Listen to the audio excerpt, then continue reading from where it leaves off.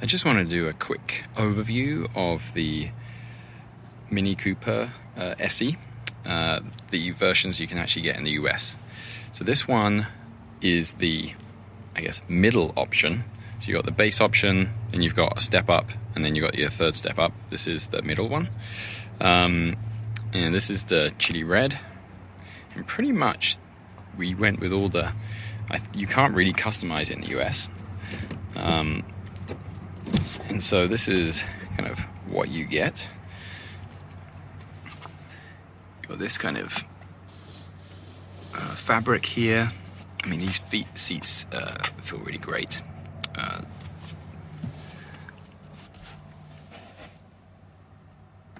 I'm not really giving a specific review here. It's just that when I was looking to purchase this Mini, it was really hard to find any images of what it was actually going to look like inside.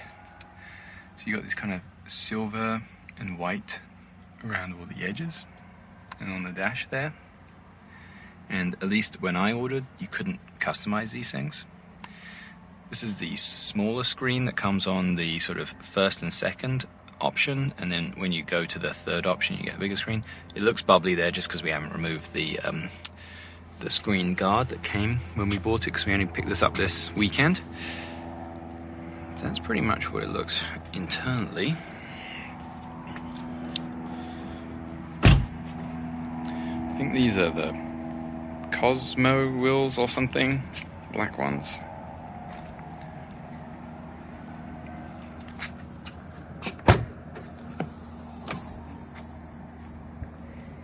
So this isn't particularly visible on anything, but you've got this little, I guess, floor that you can have lifted up or back like that.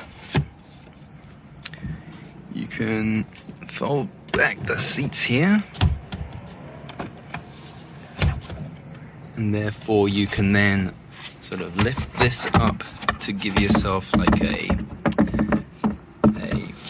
flat cargo area in the back.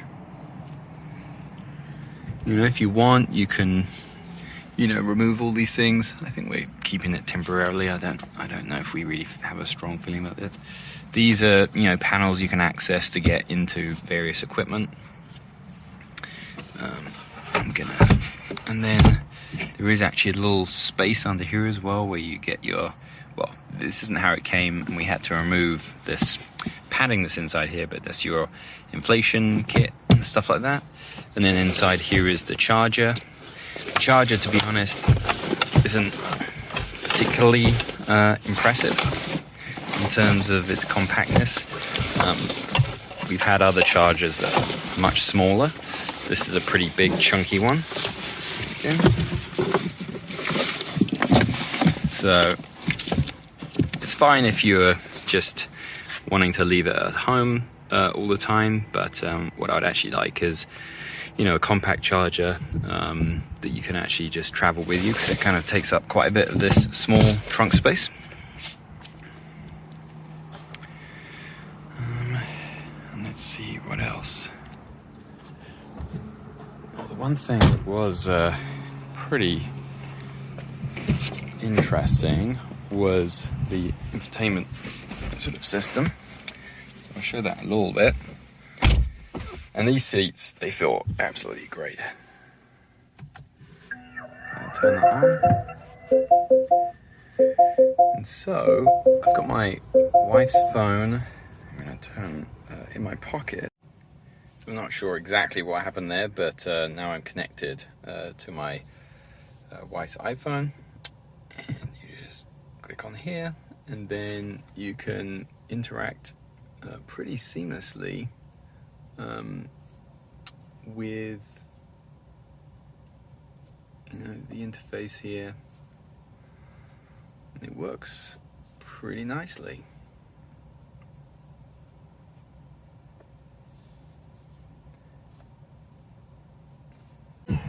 Also, being that we have this 2015 Fiat 500e, I want to do a real quick comparison. So one thing was interesting was, if you look at the trunk space, it's actually pretty similar in the sort of depth, but how much lower it goes than the Fiat.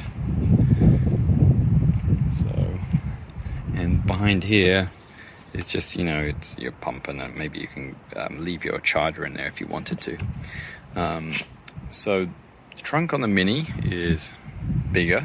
It's not significant, but at least on the spec sheet, it didn't look like it would be that big of a difference. But I really feel like this is going to be much better for going grocery shopping and such, especially when we get rid of that charger. And then also the interiors of these, I mean, say the Fiat is a little bit more funky. The seats are not as comfortable as the Minis, and they definitely don't feel like they hug you. And the Fiat, when you put your foot down, especially in this E version, you spin your wheels quite a bit, which can be fun, but it normally just makes a whole bunch of people look at you in strange ways. And to be honest, when off the line, maybe they'll be similar in speeds, but ultimately it doesn't go as quickly. So if you want something much quicker, then definitely the Mini is a lot faster, at least compared to the 2015 model. So you can see there the difference.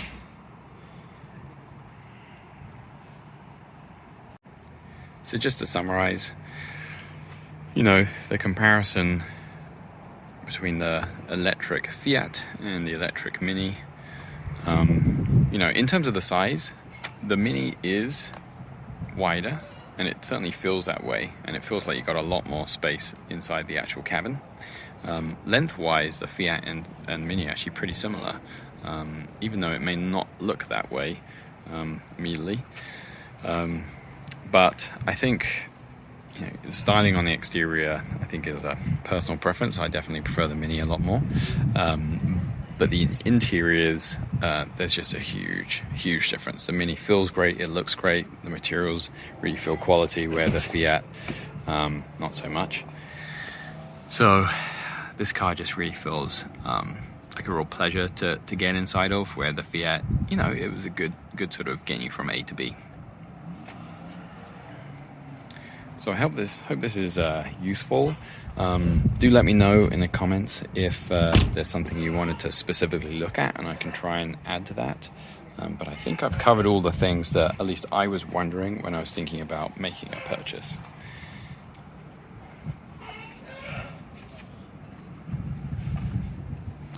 Oh, so actually one thing that might be useful is actually taking a look in here. I was a bit disappointed to see this is what Mini had done and didn't have, I've seen many of these caps where you just close it and it puts the seal around it, so you've got these things.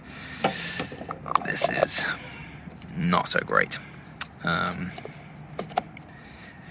But I guess I can live with it, being that I'm going to have to. So at least that was kind of interesting to see. The Fiat, I mean, they have this thing, so it's certainly easier from a user perspective. I don't know how robust this is. I guess this is a 5-year-old car now, so it's survived, although not looking great in there. So there we go.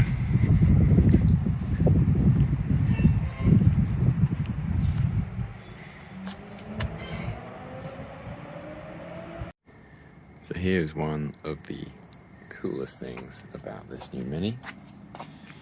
Go unlock it, you click on the button,